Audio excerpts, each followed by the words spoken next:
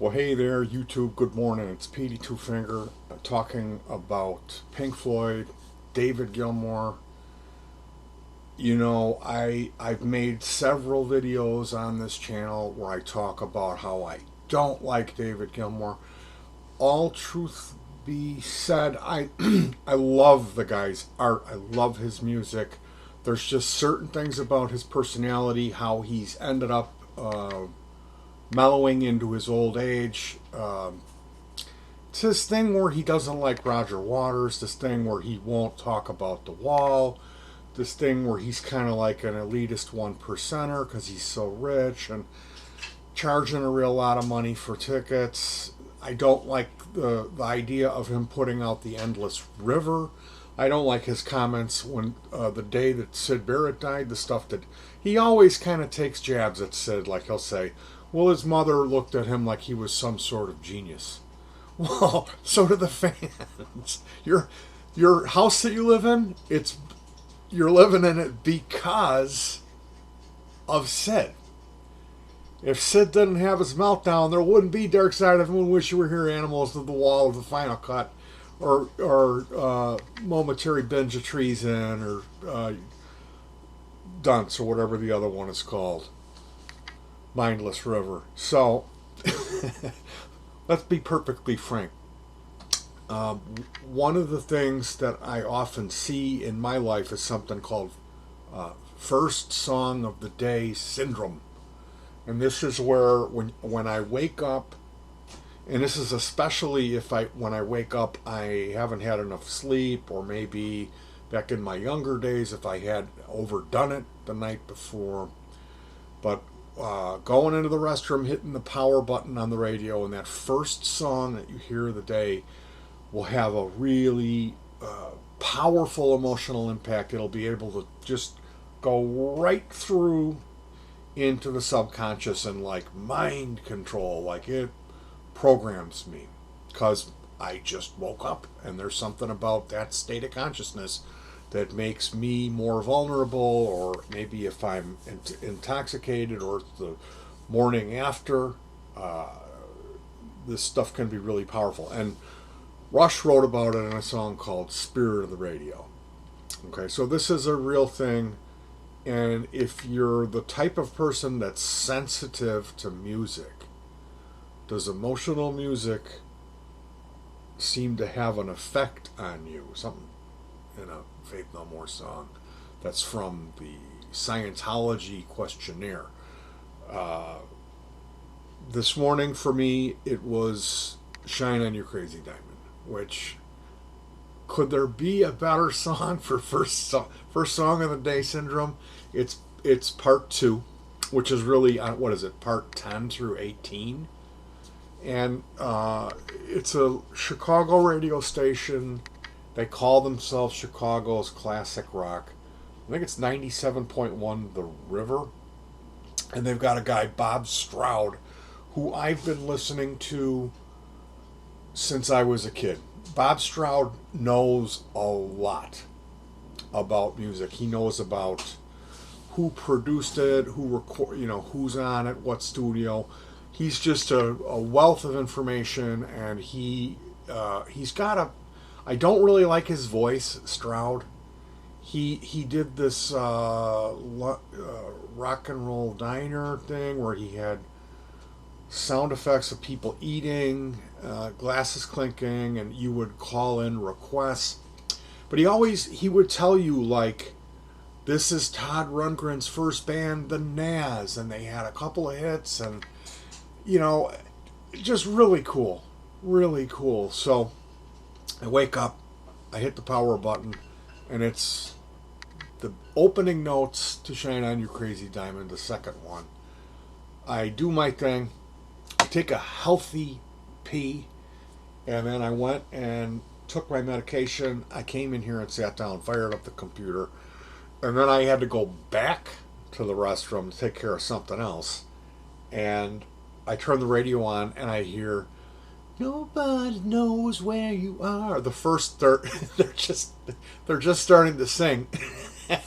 The song is so long. So I heard the how do you describe the meat of Shine On You Crazy Diamond?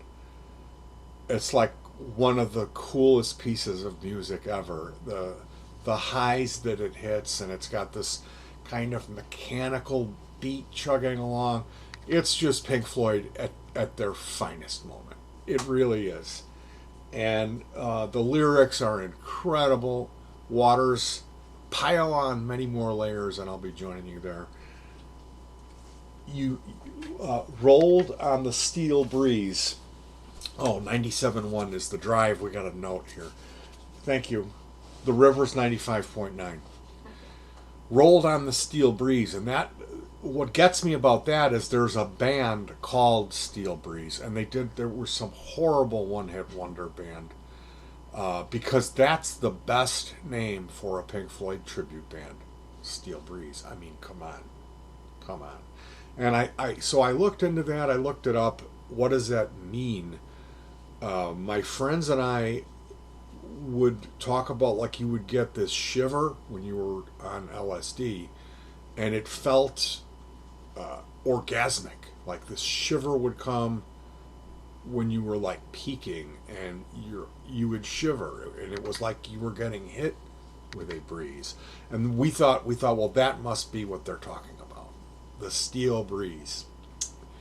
And looking it up, people were talking about fame or his psychosis. It's just an analogy for his mental illness. Now, when you look into Pink Floyd legend and lore, there's people that feel that it's so obvious that Syd Barrett continued to ghostwrite, that he came in and helped them with Dark Side of the Moon. He came in, he was in the studio when they recorded Wish You Were Here. And he would have been participatory in the Animals in the Wall as well. There's a Roger Waters album called Radio Chaos, which is about a boy named Billy who's in a wheelchair who cannot, he's paralyzed and he can't speak, but he hears radio waves in his head, and he figures out how to use a computer and a speech synthesizer, and he calls this radio station, and he's sending messages to the DJ who's playing this Roger Waters music that's anti-nuke. Now, one could easily put together the pieces that this DJ who is talking to the rest of the world could represent Roger Waters, while this Billy, this boy in the wheelchair, is Syd Barrett. So it's certainly like this is being teased. Is there any truth to it? I wouldn't be surprised. The only thing that gets me is Roger Waters' pride. Him in owning this music. This is I wrote those songs, he'll say. So that's what tends to wash all that away, for me. But it certainly would be an interesting end to the story. So, again, for every time that I want to say, that I come on here and say, I don't like Dave Gilmour, I'm talking to the fanatics. You see these people online that, we all have our opinions, but these people that worship Dave Gilmour, it's just, for every Waters fan that's out there knows what I'm talking about. You just look at these people and you think, how could you be so fanatical about this guy who ruined the band? He literally condit it. He, like a condor, he took it. He went to Alan Parker and told him, no matter what Waters says, me and Nick will back you up so you will get final cut of the movie. And that's why Roger Waters left the band. He was betrayed by David Gilmour. And when you learn these types of facts, at that point it becomes clear why I do not like David Gilmour. Now, I used to really admire him. I didn't know any of this stuff. I really looked up to him. I looked at Waters more of being the bad guy, or the active ingredient, the catalyst that broke up the band. When the facts appear, it things become a little bit different. It becomes obvious, and then kind of like how they live out their lives, looking at the art. What do the lyrics say? Holding Waters up to Gilmour and comparing them and weighing them out. Who was Pink? And it becomes just clear as day, no contest, no brainer, unbelievable. This is a joke, it's disrespectful what David Gilmour released. So I just want to be really clear about how much I really do love the guy's art and appreciate his work. But as a human being, I think that he really strayed away from that heart, that idealism of Pink Floyd. And I realize, if you watch the Entrevista interviews, there's a 35-minute, 45-minute couple of interviews. I'm not sure if Nick Mason, I have yet to watch it if they interviewed him, but there's a fantastic interview. If you're a fan, you must check it out. Pretty Boy Floyd, what's his name? Rick Wright, and then the David Gilmour interview. Wonderful interviews. And David Gilmour said something fantastically inspirational, just a wonderful thing.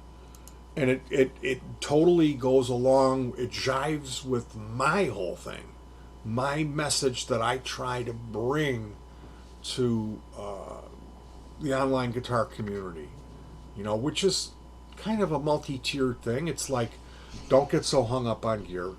It doesn't have to be tubes. Like if you're waiting in your mind for that day when you have that Les Paul and that tube amp to be able to get good, there's all those days in between where you could already have it in your mind that your gear you have now is good enough and you can get better. You can't, a poor workman blames his tools, okay?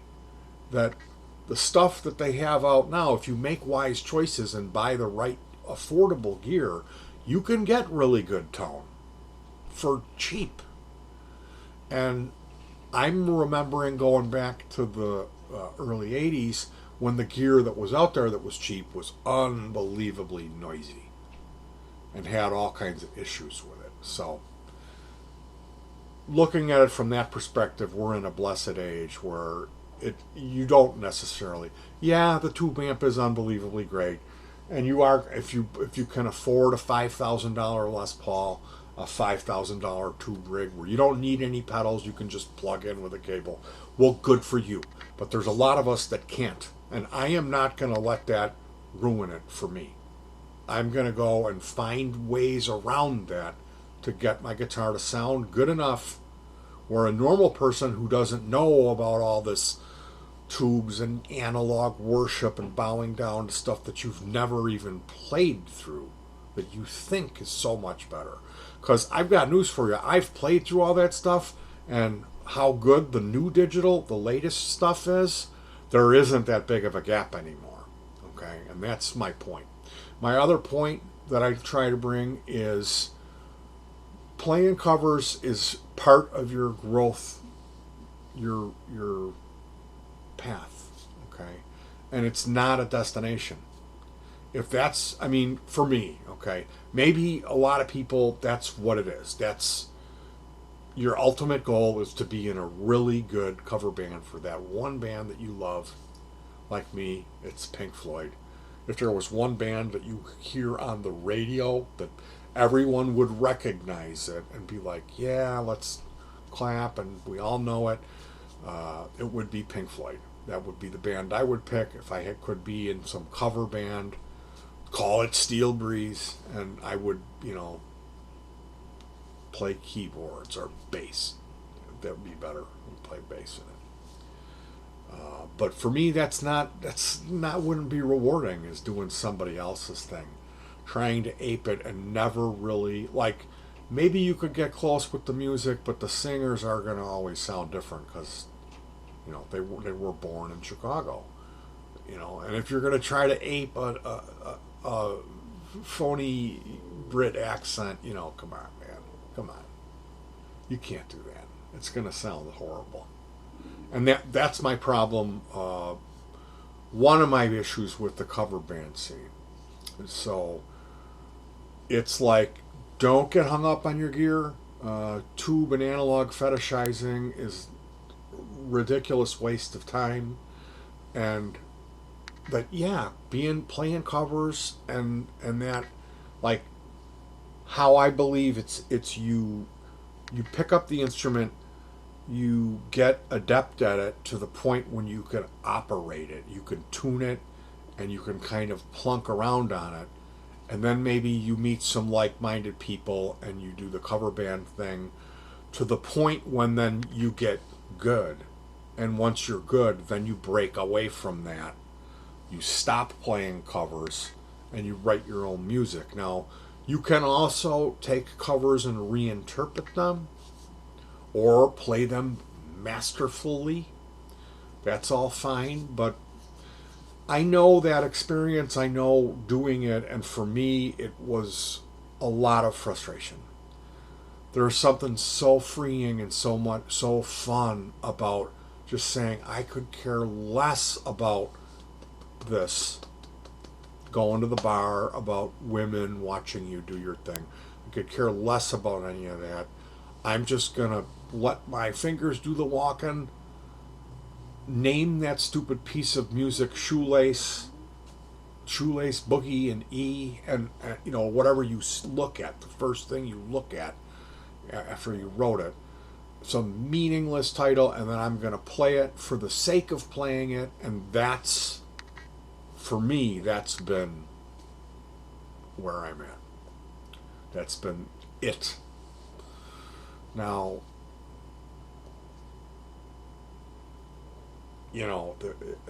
there was a time when I wrote words, and I evolved into ditching that. I'm not the greatest vocalist, so there's some goofy stuff in there about that. But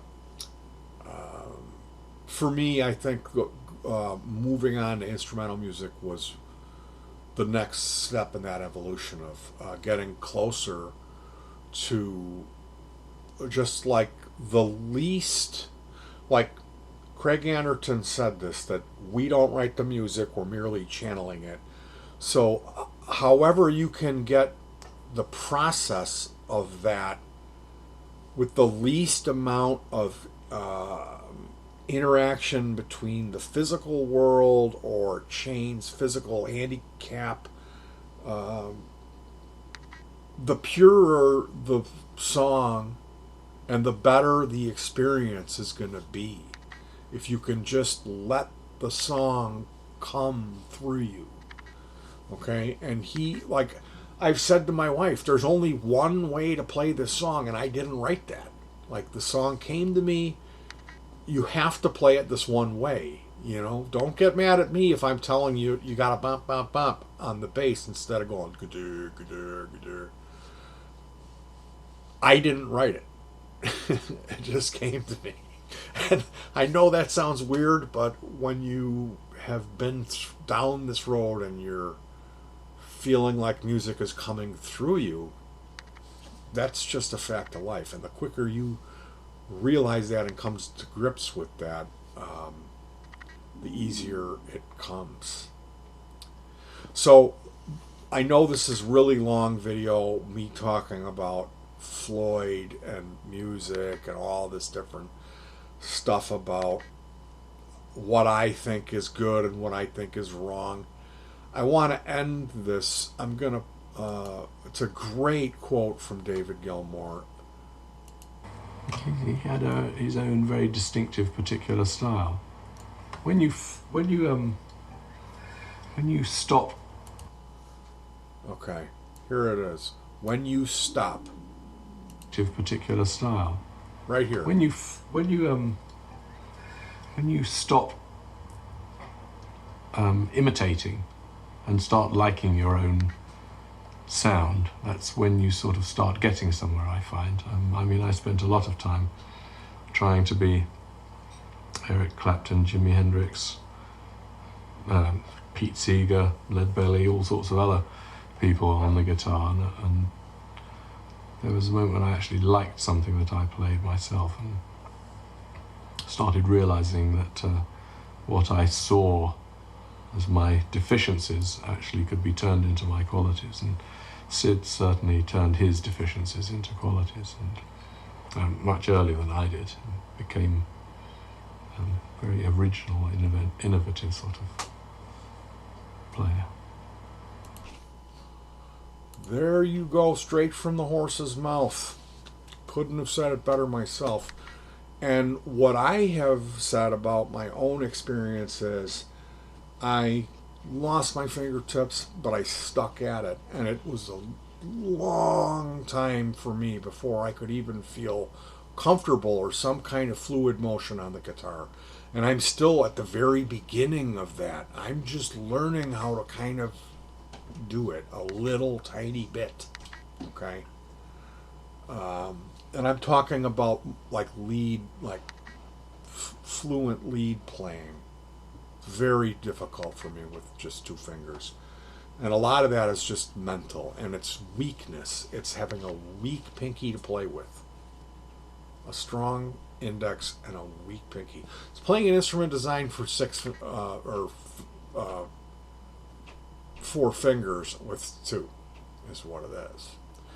Now, what I've always said about myself is because of my handicap, what I can do is very limited, and I've refined that into just a few things that I can do fairly well. And because of that, when you hear me play, you'll recognize it, which means I have a style all of a sudden. It's like there's one thing that I play all the time, and it gets interpreted into every piece. So that's my style. And that's what he's talking about. Sid turning his thing into he's an innovator all of a sudden. You go from being a goof to a master, and it's all up here. This all happens up here. It's just confidence and a little bit of elbow grease too. It's a little bit of playing until your fingers are raw. So I hope that made sense. I hope it was motivational. That's my only goal coming on here and talking about this type of stuff, is not to make me appear to be wise, experienced, like I'm some guitar master. No. I am a horrible guitar player. You put me up against anybody. All these channels, blues guys and guys that do pedal demos, they can pick up a guitar and just railroad me, just completely smoke me. And that's fine, because, I mean, what am I supposed to say? It's my mistake. I ended up having the accident. I ended up losing my fingertips. Does that mean I should be playing guitar? Absolutely not. No. I have no right to be going anywhere near a stringed instrument. But I love it. I love doing it. I can't get away from it. Every time in my life when I stopped playing guitar, I was miserable, and I felt like something really huge part of my life was missing. And then when I started playing again, there I am. So eventually I just said mentally, well, you know what, this is what it is. You got to forget about what other people are perceiving. Don't worry about it. Just do what you got to do and have fun. And for the love of doing it, don't worry about trying to copy. Forget all of that. All that mental baggage. Because you know what? All of the guys that made it to the top, they went through this process when they were little kids. That's why they were superstars, is because when they were 13, 12 years old, they had the same epiphanies, the same mental process. Or, maybe to begin with, they didn't even have any of that baggage. I mean, back when the great rock stars emerged, there was no such thing as a great rock star. So they were setting the precedent for that. So there was no kind of, preconceived notions to cloud or mess with them. There was no roadmap either. So yeah, I hope that was beneficial. I always have to try to pad out what I say and make it real clear, like, hey, I'm not talented. I have to work really hard for every little millimeter that I move forward. And the reason I do that isn't to keep my ego in check. It's because I get trashed in the comments section. I can't talk about being proud of my accomplishments because there's some really horrible people out there that are so unbelievably jealous of a guy who's missing two of his fingers. And they're perfectly healthy guys. So I'd really like to know what their problem is. But we're not going to worry about that. I'm going to keep doing my thing. I've just kind of got to pad it out and make sure that I'm constantly letting everyone know that I don't think that I'm some great guitar player, because this is what I'm being accused of anytime I speak on anything relating to the guitar. Is that, I'm trying to set the world on fire with my guitar. Come on. Who are you kidding? You know? Stick your hand into a lawnmower and let me hear what you come back with. That's what I've got to say to those people. So, good thoughts, good words, good deeds. That's where I like to try to keep in my mind. The unfortunate reality is being in this position where I have been, becoming a target to the troll community and being constantly attacked via the thumb up, thumb down, and the comment section. You know, you got to take the good with the bad. So, again,